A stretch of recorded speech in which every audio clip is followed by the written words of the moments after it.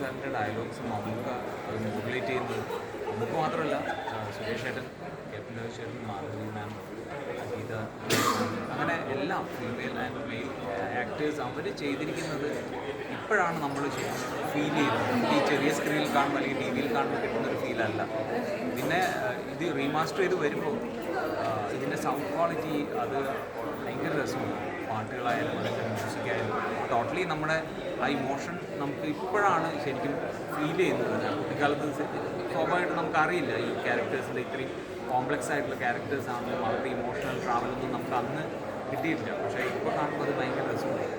Cinema എന്താ പറയേണ്ടതെന്നറിയില്ല, ഭയങ്കര ഇമോഷണലായിട്ട് നമുക്ക് ഫീൽ ചെയ്യുന്നത്. 11ാം വയസ്സിലാണ് ചെയ്തത്. പക്ഷെ അതിൽ എടുത്ത് വെച്ചിരിക്കണ കുറേ ക്യൂട്ട് മൊമെൻറ്റ്സ് ഉണ്ട്. ഇതിനെക്കാട്ടി ഭയങ്കരമായിട്ട് ആ പൂച്ചക്കണ്ണൊക്കെ അതായത് നല്ല രീതിയിൽ കാണാൻ ഭംഗിയിട്ടുണ്ട്.